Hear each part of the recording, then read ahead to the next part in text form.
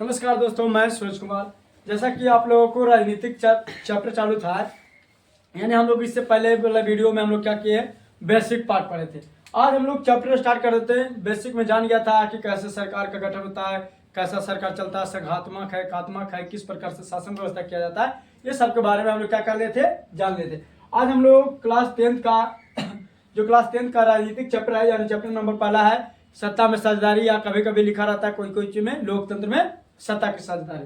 तो आज हम लोग पहला चैप्टर स्टार्ट करते हैं। उसमें से सबसे पहली बात हम दो को देश के बारे में पढ़ते हैं। एक था बाबू बेल्जियम और दूसरा क्या था, श्रीलंका। देखो, सत्ता में साझेदारी कहने का मतलब हुआ कि किसी भी देश में सत्ता का साझेदारी बहुत जरूरी होता है। साझेदारी का मतलब होता है तालमेल बनाए रखना। सत्ता में क्या बनाए रखना, तालमेल। अगर मान लिया जाए कि किसी भी व्यक्ति के एक ही व्यक्ति के हाथ में पूरा पावर दे दिया जाए तो वो व्यक्ति क्या हो जाएगा, तानाशाही करने लगेगा, मनामानी करने लगेगा। तो लेकिन यहाँ कहा कि सत्ता में साझेदारी करो, सत्ता में सबका बराबर का हकदार दो, यानी जो साझेदारी का मतलब वही हुआ हिस्सेदारी करना। क्या करना, हिस्सेदारी। साझेदारी कहो या हिस्सेदारी कहो, यानी सबको बराबर का क्या करना, अधिकार देना। तो हम लोग जो देखते हैं दो को देश देखते हैं, जो एक है बेल्जियम और दूसरा क्या, श्रीलंका। यानी देखते हैं कि बेल्जियम किस तरह से अपने देश में सत्ता में साझेदारी किया, श्रीलंका के अपने देश में किस प्रकार से साझेदारी किया। और अगर मान लिया जाए कि सत्ता में साझेदारी नहीं होगा तो क्या होगा, और सत्ता में साझेदारी हो गया तो क्या होगा, इसी में हम लोग देखेंगे कि क्या होता है। सबसे पहले हम लोग बात करते हैं बेल्जियम की। कहाँ की बात करते हैं, बेल्जियम की। बेल्जियम एक देश है। क्या है, बेल्जियम एक क्या है, एक देश है। वो कहाँ का देश है बाबू, यूरोप महादेश का। यानी यूरोप एक महादेश है, बेल्जियम एक यूरोप महादेश का एक छोटा सा क्या है, देश है। जैसे हम लोग, जैसे भारत है, भारत कौन सा महादेश में पड़ता है, एशिया महादेश में। तो उसी प्रकार से जो बेल्जियम है, बेल्जियम यूरोप महादेश का एक छोटा सा देश है। ठीक है, तो बेल्जियम है जो यूरोप महादेश का एक छोटा सा देश है। ये इसका जो क्षेत्रफल है वो हरियाणा से भी छोटा है। यानी हमारा राज्य जो हरियाणा है, भारत का राज्य, उसका से भी छोटा है, जो कौन है बाबू, यूरोप है। तो हरियाणा से भी क्या होता है, छोटा पड़ता है। अब है कि इसकी आबादी कितना है, तो बेल्जियम की जो आबादी है लगभग 1 करोड़ है। बेल्जियम की आबादी कितना है, 1 करोड़ की आबादी है। ठीक है, यानी बेल्जियम की जो आबादी है 1 करोड़ की आबादी है। अब ये जो बेल्जियम है जो यूरोप महादेश का देख लिया कि छोटा सा देश है। अब एक देखते हैं जो बेल्जियम है ना बाबू, ये मोटा मोटी यहाँ दो गो इलाका पड़ता है। एक फ्लेमिश इलाका पड़ता है, एक बिलोनिया, सॉरी एक बिलोनिया नहीं लिखा पाया, बिलोनिया लिख देते। देखो यहाँ लिखा इसलिए रहता है ना कि ताकि लिखने में समय ना लगे। बेलोनिया एक है फ्लेमिश इलाका और दूसरा है बेलोनिया इलाका। ये इलाका है, यानी जैसे मान लीजिए कि हमारे भारत में जैसे कह सकते हैं ना, इलाका मतलब कि क्षेत्र, राज्य। जैसे बिहार राज्य हो गया, उत्तर प्रदेश हो गया, या झारखंड हो गया, इस प्रकार से एक राज्य है। तो उस प्रकार से फ्लेमिश एक इलाका था, दूसरा इलाका था क्या, बेलोनिया था। अभी जो बेलोनिया था, ये इसकी आबादी जो लगभग कितना था, तो ये इसका आबादी 40% था। कितना प्रतिशत था, 40%। जो क्या बोलते थे बाबू, फ्रेंच बोलते थे। क्या बोलते थे, फ्रेंच। ठीक है, ये नहीं छूट गया था, कोई दिक्कत ना होते रहता। अब क्या कि लिखना इसलिए पड़ता है ताकि क्या होता है ना कि कुछ छूटे ना, या लिखने में टाइम लगेगा। तो सब ना डिजिटल बोर्ड क्या है, स्लाइड के ऊपर किए सब लिखा है, पहले से बता दिया है, यहाँ लिखना पड़ता है। ठीक है, अभी जो फ्रेंच बोलता है उन्हें ज्यादा समृद्ध था। क्या था, समृद्ध। समृद्धि का मतलब होता है उन्हें अमीरी। समृद्धि का मतलब क्या होता है, अमीरी। या समृद्धि का मतलब कह सकता है कि आगे, सबसे क्या निकलना, आगे निकलना सब कुछ में, शिक्षा में, पैसा में, रोजगार में, सब कुछ में जो आगे निकलता है उसी को कहते हैं समृद्ध व्यक्ति है। क्या है, समृद्ध व्यक्ति है। अच्छा, तो यानी हम लोग मेनली तरह से जो यूरोप में है दो इलाका में इसको बांट कर पढ़ते हैं। एक है बाबू फ्लेमिश इलाका, दूसरा क्या है, बेलोनिया इलाका। बेलोनिया एक क्या है, बेलोनिया है, और दूसरा क्या है, फ्लेमिश है।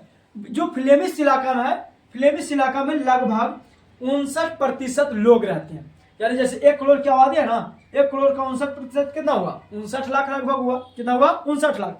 तो जो 1 करोड़ का जो आबादी है, 59% लोग हैं जो कहाँ रहते हैं, तो वो रहते हैं कहाँ बाबू, फ्लेमिश इलाका में रहते हैं। कौन सा इलाका में रहते हैं, फ्लेमिश इलाका में। यानी 59% लोग हैं जो फ्लेमिश इलाका में रहते हैं। देखो मेन क्वेश्चन पर ध्यान, यानी मेन पॉइंट पर ध्यान देना है। अगर तुमको से कभी पूछा जाए कि बताओ फ्लेमिश इलाका में कितने प्रतिशत लोग रहते हैं, तो 59% लोग रहते हैं। ये 59% लोग क्या बोलते हैं, तो डच बोलते हैं। क्या बोलते हैं, डच। डच एक भाषा, जैसे हमारा हिंदी हो गया, भोजपुरी हो गया, मैथिली हो गया, संथाली हो गया, बुड्ढा हो गया, डोगरी हो गया, या गुजराती हो गया, बहुत सारे हमारे पास भाषा होता है। उस प्रकार से जो फ्लेमिश इलाका में जो लोग रहता था वो बोलता था डच भाषा। कौन सी भाषा बोलता था? डच भाषा बोलता था। या जो डच बोलता था ना, ये बहुत पिछड़ा था, अपने आप को बेचारा पिछड़ा मानता था, यानी न तो पैसा में आगे था, न शिक्षा में आगे था, न स्वास्थ्य में आगे था, यानी जिस प्रकार से ये पिछड़ा था। जैसे हमारा बिहार कोची में आता है, पिछड़ा में आता है। अगर हम महाराष्ट्र से तुलना करें तो बिहार उसके अपेक्षा क्या पिछड़ा है। तो पिछड़ा है जैसे कहने का मतलब कोची में पिछड़ा, शिक्षा में भी पिछड़ा है, उससे पैसा में भी उससे पिछड़ा है, सब कुछ में उससे पिछड़ा है। तो उसी प्रकार से उसी में है जो फ्लेमिश इलाका था वो क्या था? पिछड़ा राज्य था। क्या था? एक पिछड़ा इलाका था। और दूसरा है बेलोनिया। बेलोनिया बेलोनिया एक इलाका है किसका? यूरोपी का। इसमें जो लोग रहता था ना वो 40% लोग रहता था। बेलोनिया में कितना प्रतिशत लोग रहता था? 40% लोग रहता था। ई कुछ बोलता था बाबू? फ्रेंच बोलता था। जो बेलोनिया में जो लोग रहते थे वो 40% रहते, और भाषा कौन सा भाषा बोलते थे? फ्रेंच भाषा बोलते थे। फ्लेमिश इलाका में कितने प्रतिशत लोग रहते थे? 59% लोग क्या बोलते थे? डच बोलते थे। ये अपने आप को क्या था? पिछड़ा था। लेकिन जो बेलोनिया में रहने वाले लोग था ये समृद्ध था। समृद्ध का मतलब अमीर नहीं कह सकता। क्या कह सकता है? अमीर। अमीर यानी समृद्ध में सब कुछ में आ जाता है, शिक्षा में हो गया, स्वास्थ्य में हो गया, पैसा में हो गया, सब कुछ में जो हो जाता है उसको कहते हैं समृद्ध व्यक्ति। तो ये दोनों है ना, अब ये दोनों में आपस में क्या होने लगा? लड़ाई होने लगा। दोनों में आपस में क्या होने लगा? लड़ाई।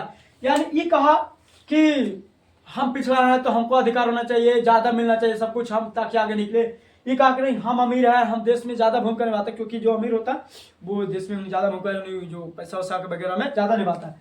तो ये दोनों आपस में बेलोनिया इलाका फ्लेमिश इलाका में दोनों में क्या हो गया? लड़ाई हो गया। अब दोनों में जब लड़ाई हुआ और 1% लोग था जर्मन लोग, तो जर्मन का 1% आप जैसे मान लिया जाए कि जहां 10 गो आदमी एक तरफ होगा, एक आदमी एक तरफ होगा, कोई एक आदमी को बोलने देगा? नहीं बोलने देगा। उसी प्रकार से फ्लेमिश इलाका अपने आप में 59% बादशाह, 59 यानी 59 लाख लेकर है। उसके बाद बेलोनिया 40% अपने आप में ये भी बादशाह। उसके सामने 1% क्या था? जर्मन था। 1% क्या था? जर्मन था। ये जर्मन भाषा ही बोलता था, यानी एक कौन सा भाषा बोलता था? जर्मन भाषा बोलता था। तो ये बेचारा उतना बीच में नहीं बोला जाता था, नहीं बोलता था। क्यों नहीं बोलता था? कि अगर 10 आदमी के अपेक्षा अगर एक आदमी बोला जाए तो बोलने देगा? नहीं बोलने देगा। इसीलिए बेचारा को ये कुछ नहीं बोलता था। कहा कि चलो जे इसके लिए होगा, जे इसके लिए होगा, जे हमको लिए भी होगा। तो यानी मेन लड़ाई किसके किसके बीच था? फ्लेमिश और बेलोनिया के बीच, यानी डच भाषा के बीच और फ्रेंच भाषा के बीच। लेकिन जो डच भाषा था, फ्रेंच भाषा था, ये 59% तो बोलता था, ये अपना इलाका। लेकिन बेलोनिया का एक राजधानी है, बेलोनिया का राजधानी है ब्रुसेल्स। बेलोनिया की राजधानी क्या है?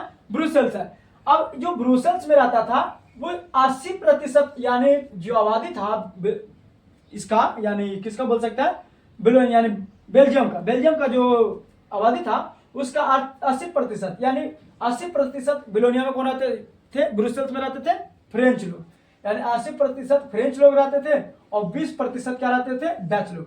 तो कहे कि सर क्योंकि तो डच तो पिछड़ा था, तो आखिर राजधानी में कैसे रह गया?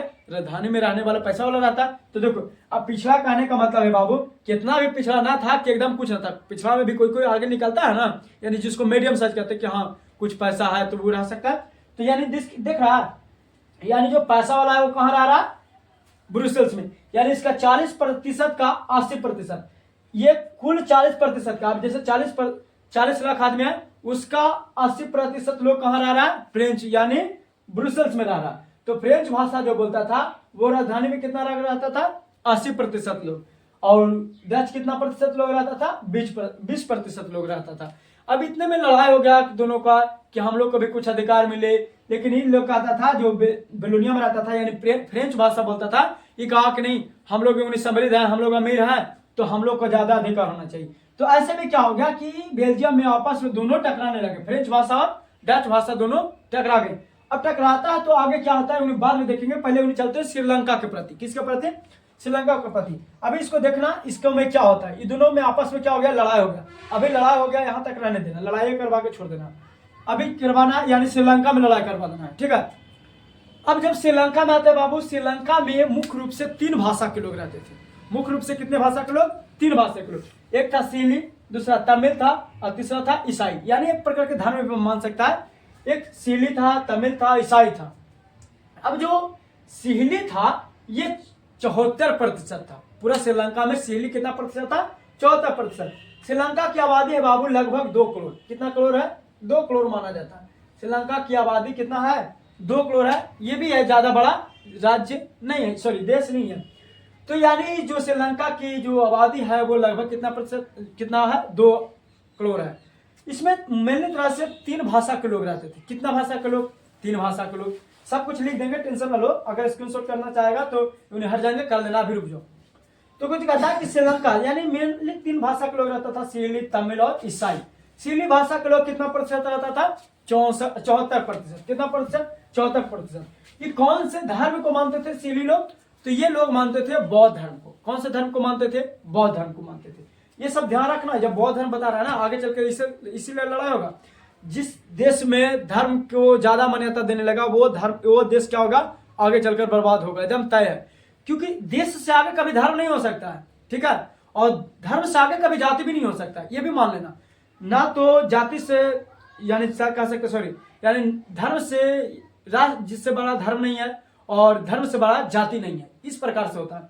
तो इन लोग ने क्या सीली जाति धर्म यानी बौद्ध धर्म को मानने लगा।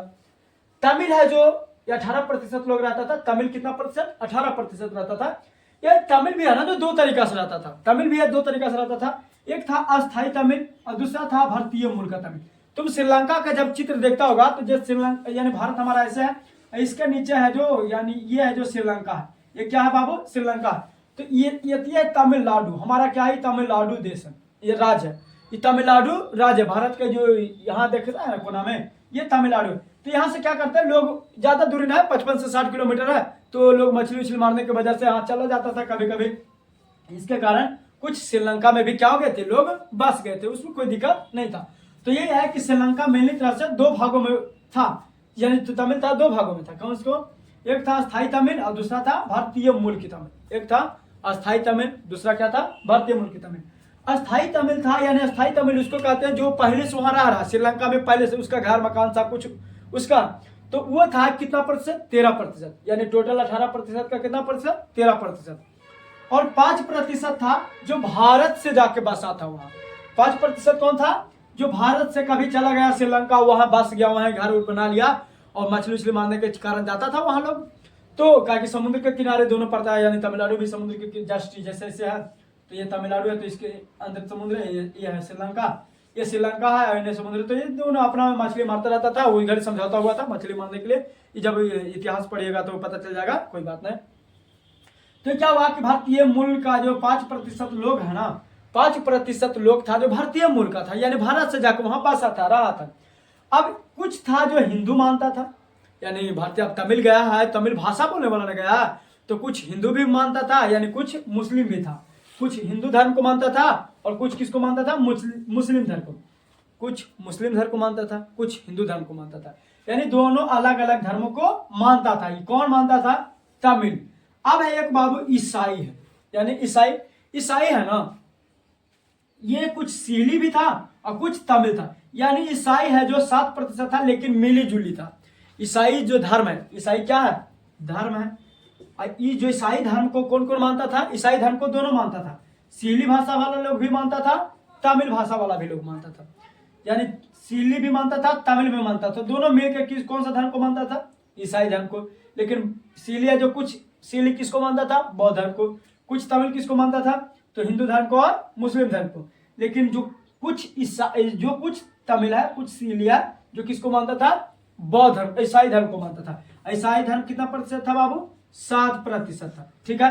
अब जो मेनली लड़ाई था दोनों में, यहां भी लड़ाई हो गया, जिस प्रकार से बेल्जियम में लड़ाई होता है उसी प्रकार से यहां भी लड़ाई हो गया।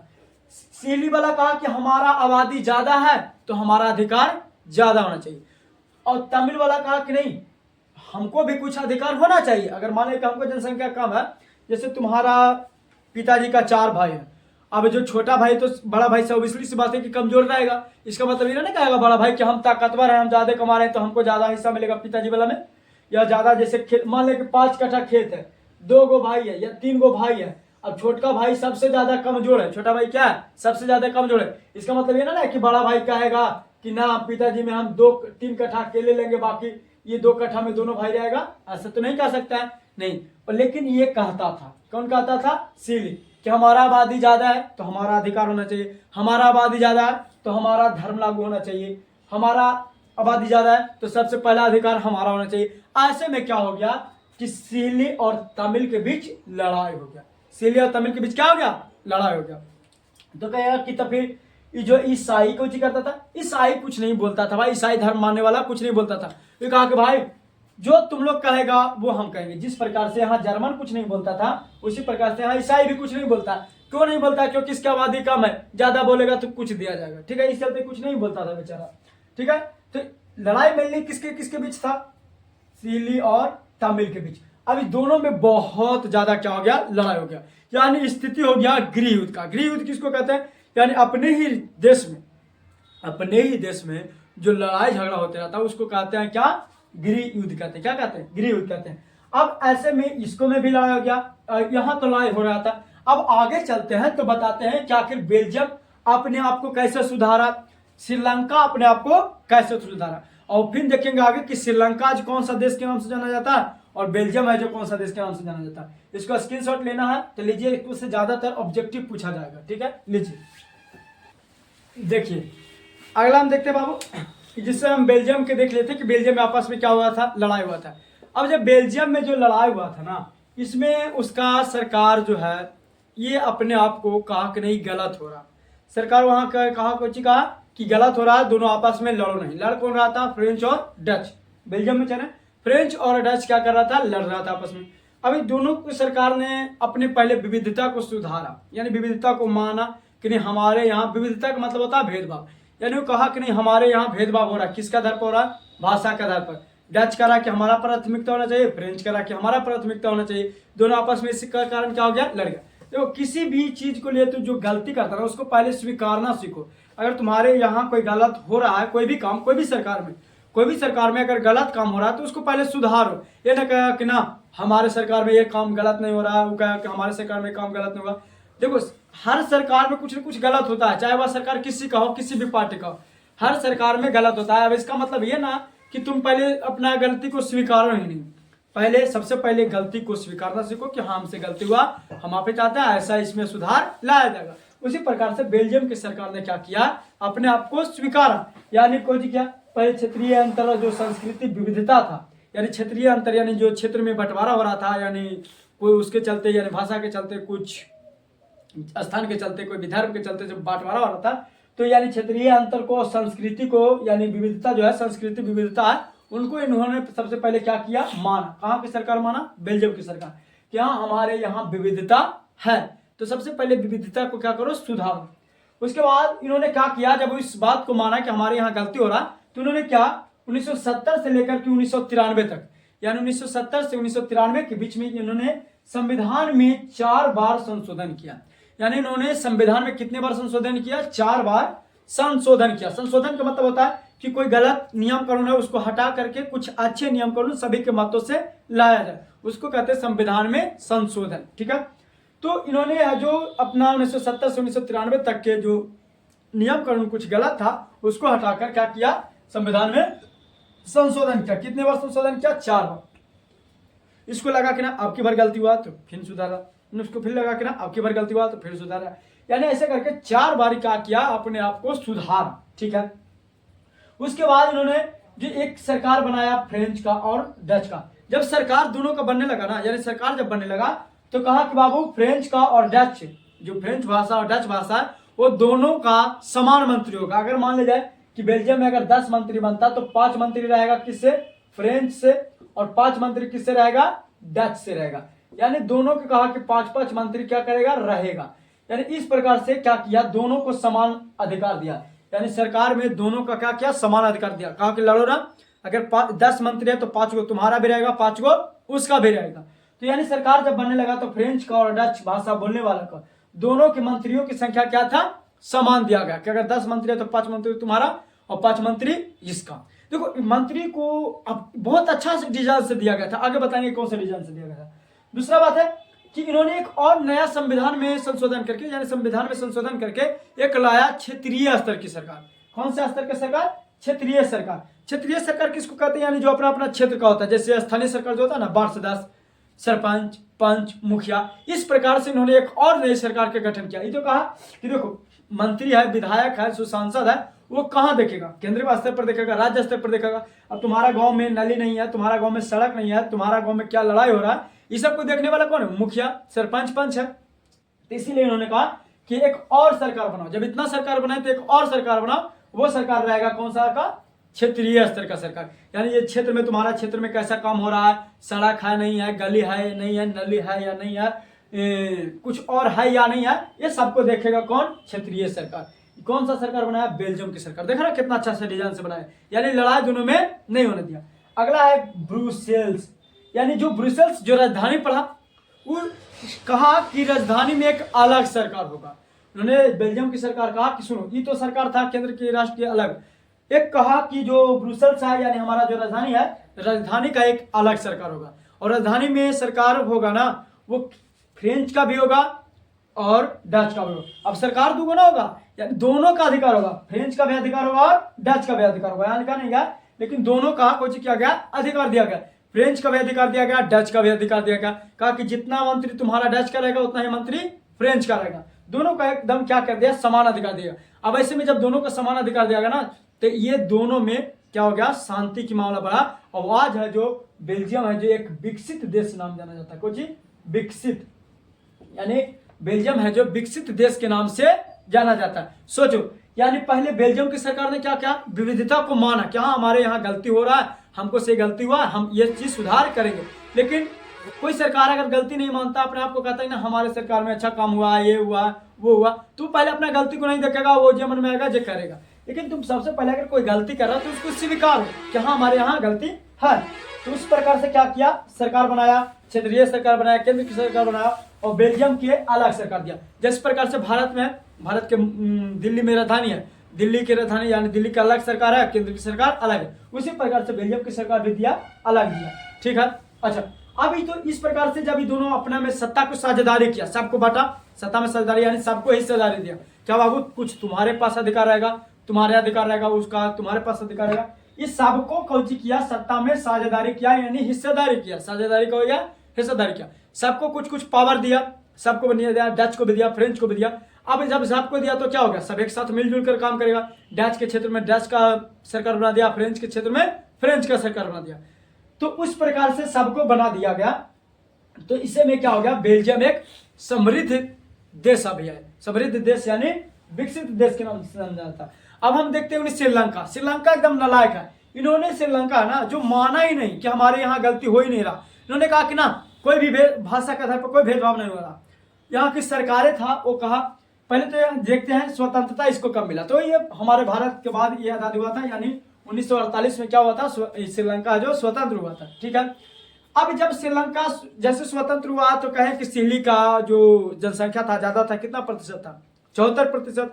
तो सिली का दबदबा ज्यादा है। दबदबा जानता है ना, गाना ही सुना होगा, दबदबा है दबदबा ही और दबदबा बना रहेगा। दबदबा बाबू एगो दुकान पर जाएगा तो सिगरेट ना देगा, और दबदबा कैसे तो बना होता है।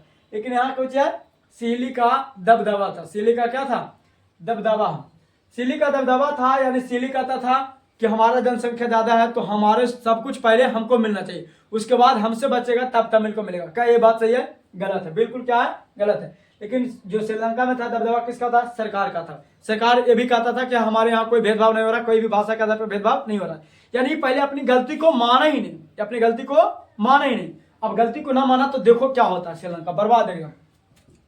सिली का दबदबा हुआ, सिली ने अपना राज्य जमाना शुरू कर दिया, एकदम सब कुछ को तोड़ना फोड़ना मारना चालू कर दिया। अब 1956 में क्या होता? सिली का एक राष्ट्र भाषा घोषित, यानी सिली ने कहा कि हमारी भाषा को क्या कीजिए? राष्ट्रीय भाषा घोषित कीजिए।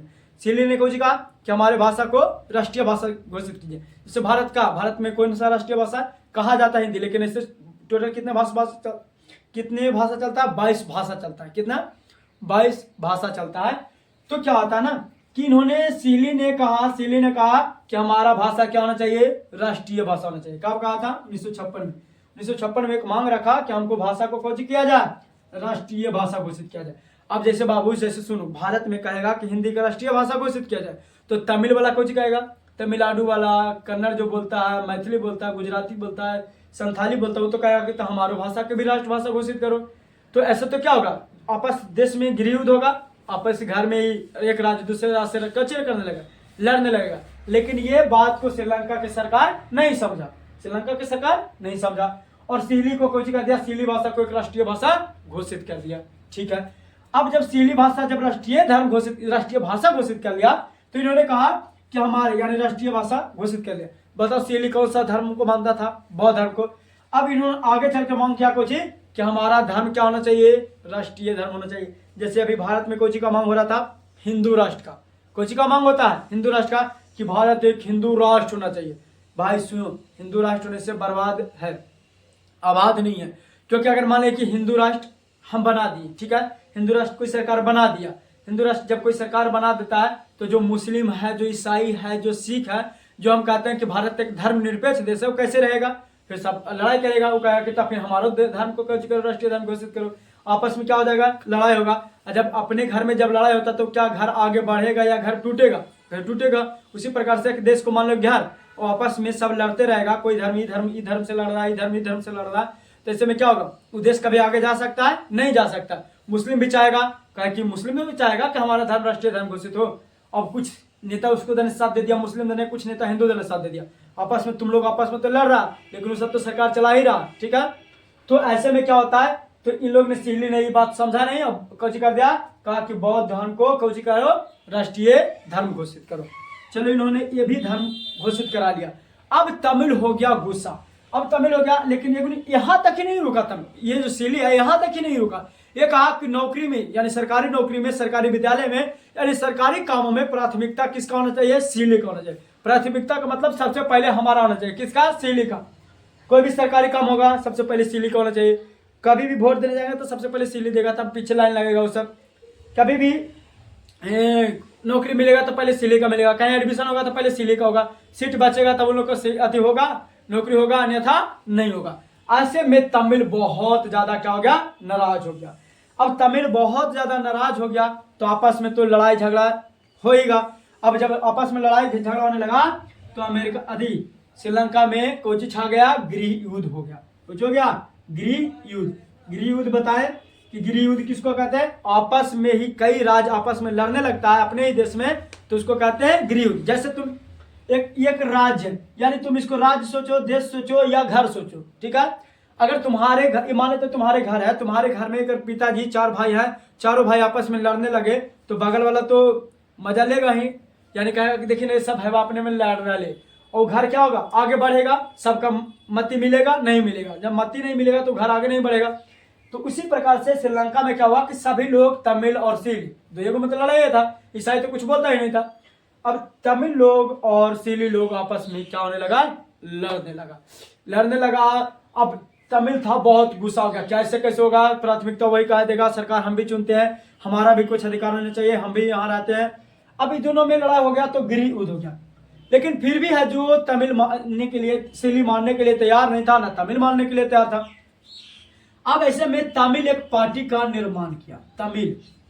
तमिल एक पार्टी का निर्माण किया, उसको कहते हैं लीटे पार्टी, LTTE, इसको कहते हैं लीटे पार्टी। पूछा जाता है ऑब्जेक्टिव कि बताओ तमिल ने किस पार्टी का गठन किया था? तो लीटे पार्टी का गठन किया था। इसी को इंग्लिश में कुछ कहते हैं LTTE कहते हैं। LTTE का पूरा नाम होता है लिबराइजेशन। L का मतलब लिबराइजेशन, T का मतलब टाइगर ऑफ तमिल इलम, लिबराइजेशन टाइगर ऑफ तमिल इलम। तो कहे कि ओ तो है ना सर, तो ऑफ क्यों? तो ऑफ किसी भी संबंध को जोड़ने के लिए प्रीपोजिशन में लगाया जाता है। जब इंग्लिश पढ़ेगा तो पता चल जाएगा। तो LTTE का पूरा नाम क्या हुआ? लिबराइजेशन टाइगर ऑफ तमिल इलम। इन्होंने एक पार्टी का कुछ किया, गठन किया। कौन किया? तमिल लोग। कहा कि हम लोग भी एक पार्टी बनाएंगे, छोड़ो उसका सरकार से हमको मतलब ना है, हम लोग क्या करेंगे? पार्टी बनाएंगे। इस पार्टी का जो प्रधान था यानी जो प्रमुख नेता जिसको कह सकते हैं, उसको बनाया गया किसको? प्रभाकरण को। किसको बनाया गया? प्रभाकरण। यानी तमिल पार्टी का जो नेता बना उस किसको बनाया गया? प्रभाकरण को बनाया गया। अभी प्रभाकरण वहां तो नेता उभरा, अब इससे में दोनों में पूरा मार धार होने लगा। लेकिन तमिल का जो सपोर्ट था वो भारत से मिल रहा था, क्योंकि कुछ तमिल कहाँ के था? भारत का था। और इतने बगल में कौन पड़ता था? तमिलनाडु पड़ता था, इतने बगल में श्रीलंका। तो यहाँ से कुछ तमिल को सहायता मिलने लगा, इसमें और प्रभाकरण को क्या हो गया? मन बढ़ गया। अब सिली को इतना मारा कि सिली को एकदम मार के इसको सरकार को क्या कर दिया? गिरा दिया। पूरे भाषा को पूरे कहा कि अब तमिल है जो उस पर हावी हो गया। तमिल कहा कि हमारा भाषा चलेगा। तमिल का कौन सा भाषा था बताओ, भुला गया, बताओ। सीली भाषा, कौन सा भाषा था, सॉरी सीली, तो ये सब सीली भाषा ही था। तमिल बोलता था, यानी तमिली भाषा बोलता था, यानी ये इसमें कौन था, हिंदू और मुस्लिम था, लेकिन सीली में ज्यादातर बौद्ध धर्म को मानने वाला लोग था। अच्छा, अब ऐसे में जो तमिल लोग था, अब तमिल लोग का दबदबा बढ़ गया, सीली लोग का दबदबा खत्म, दबदबा किसका हो गया, तमिल का। तमिल का कि अब हमारा भाषा चलेगा, हमारा धर्म होगा, हिंदू धर्म या मुस्लिम धर्म जो भी है, तो ये ऐसे करके मान लेगा। अब ये भी गलत है कि तुम अगर पावर में आया तो तुम अपना कर दिया, वो पावर में था तो वो अपना करेगा, तो ऐसे कब तक चलेगा। दोनों एकदम सेकुलर रहो, एकदम बराबर रहो, लेकिन नहीं माना। तमिल कहा कि नहीं होगा, ऐसा नहीं होगा। तो जब ऐसा नहीं होगा तो श्रीलंका के जो सरकार था वो भारत से कुछ मदद मांगा, कहा कि नहीं ये जो तमिल लोग है ना, आप लोग तमिल लोग को सपोर्ट करना छोड़ दीजिए या समझा दीजिए कि सबको अधिकार बराबर मिलेगा, ठीक है। लेकिन तमिल लोग माना नहीं, प्रभाकरण नहीं माना। अब जब प्रभाकरण नहीं ना माना भाई, उस समय के जो अतिथि भारत के प्रधानमंत्री वो थे राजीव गांधी थे। कौन थे, राजीव गांधी। राहुल गांधी ना कह देना, ठीक है लेकिन राहुल गांधी कह देगा, ठीक है। तो राजीव गांधी था उस समय के क्या हुई, प्रधानमंत्री। अब इन लोग, राजीव गांधी तो इनको कर रहा था, सपोर्ट दे रहा था तमिल को, लेकिन इनको समझाया कि देखो भाई अब तुम लोग का जो अधिकार था मिल गया, अब ज्यादा आपत्ति ना करो। लेकिन जो तमिल वाला जो था ना वो मानवे नहीं किया, प्रभाकरण और नहीं माना, कहा कि अब ऐसा होबे नहीं करेगा, हम मानवे नहीं करेंगे। राजीव गांधी ने यहाँ सैनिक भेजे, आर्मी को भेजे, और तमिल लोग वाला कितना पिटवाए, तमिलों को पिटवाए, उन्हीं को सपोर्ट कर रहे हैं, उन्हीं को पिटवा रहे हैं। क्यों पिटवा रहे हैं, क्योंकि इन लोग का तो अधिकार देने के लिए सपोर्ट कर रहे थे कि तुम अपना अधिकार मांगो, तुमको हम साथ हैं। अब एक का मतलब ही ना कि अधिकार मानते मानते अपना ऊपर अधिकार भी, अपना इजाजत भूल जाना, अपना मान सम्मान भूल जाना, ऐसा नहीं होगा। जैसे कहने का मतलब है कि हम किसी बच्चा को कहें कि कोई चीज पूछ सकता है, अब ऐसा ना कि यूपीएससी वाला सवाल लाके पूछ सकता है, 10 अपना लेवल में ना रहेगा, और यूपीएससी वाला सवाल, बीपीएससी वाला सवाल लाके करा सर बोली देखिए ना, ही ना समझ में आ रहा, अरे मूर्खो समझ में कहाँ से आएगा, तुमको 10वां लेवल है तो 10वां तक। उसी प्रकार से तमिल को कहा कि तुमको नौकरी में अधिकार चाहिए, नौकरी में मिल गया, तुमको भी समान अधिकार चाहिए धर्म में, तुम भाषा में, तो वो भी मिल गया। अब तुम कह रहे कि ना अब हमारा धर्म चलेगा, तो सीली कहा जाएगा। तो फिर तमिल वाला को यहाँ से भेज के इतना पिटाया गया था कि तमिल वाला सब कुछ भूल गया, लेकिन फिर भी इन लोग माना नहीं माना, तो इन्होंने कहा कि जाओ। लेकिन इसी के कारण आज जब श्रीलंका देखता है, श्रीलंका अपने आप में जब क्षेत्र में यानी सत्ता में साझेदारी नहीं कर पाया, अच्छा से जनता को रख नहीं पाया, तो आज श्रीलंका की स्थिति जानबे करता होगा कि एकदम बद से बदतर है। यानी कुछ होता है अर्ध विकसित देश में आता है, क्या आता है, अर्ध विकसित देश में एकदम खराब हो रहे। श्रीलंका की स्थिति क्या हो रहा है, खराब हो रहा है। इसीलिए कहते हैं कभी भी देश से आगे कभी धर्म को नहीं रखा जाता है, देश से आगे कभी कोई धर्म को नहीं रख सकता। जिस दिन धर्म पर किसी प्रकार से देश को आगे रखने लगा, यानी कहा दिया कि ना हमारा धर्म है जो सर्वोपरि है, देश से आगे कौन है, धर्म है, तो उस दिन तय मान लेना कि वो देश बर्बादी की ओर जा रहा। क्योंकि कभी भी धर्म देश से आगे नहीं हो सकता, और जब भी देश से आगे धर्म होने लगेगा तो समझ लेना श्रीलंका वाला स्थिति होना तय है। क्योंकि देख लिया श्रीलंका अपने धर्म को आगे बढ़ाया, अपने भाषा को आगे बढ़ाया, तो श्रीलंका की स्थिति देख रहा है। और वही साथ देखो तो ज्यादा दिन के थोड़े ना अंतर में आजादी हुआ, 47 में भारत, 48 में श्रीलंका, दोनों तो लगभग 1 साल का फर्क है। तो देखो तो श्रीलंका हमसे कितना पीछे है, सोच नहीं सकता। क्यों पीछे है, क्योंकि लोग अच्छा से साझेदारी नहीं किया, लोग धर्म को लेकर चल रहा था, भाषा को लेकर चल रहा था, सब कुछ को लेकर चल रहा था। आज श्रीलंका पिछड़ा में है, जबकि ये बेल्जियम को देखो, बेल्जियम है जो क्या किया कि अपने आप को गलती को स्वीकारा, कहा कि हमारे यहाँ भेदभाव है, इसीलिए जब सबके अच्छा से सरकार का गठन किया तो आज बेल्जियम देख रहा है कि कितना आगे है। तो इसीलिए कभी देश से आगे धर्म को नहीं रखना, जो हिंदू राष्ट्र का धर्म को मांग कर रहा है ना, उसको पढ़ लेना बाबू कि कभी भी कोई भी देश से आगे धर्म नहीं होता है। धर्म के मामला में जाएगा वो कौच हो जाएगा, बिल्कुल खराब हो जाएगा। इसीलिए फिर मिलते हैं अगले एपिसोड में। चेहरा सेम रहेगा, कपड़ा चेंज रहेगा, ठीक है, स्क्रीनशॉट कर लो।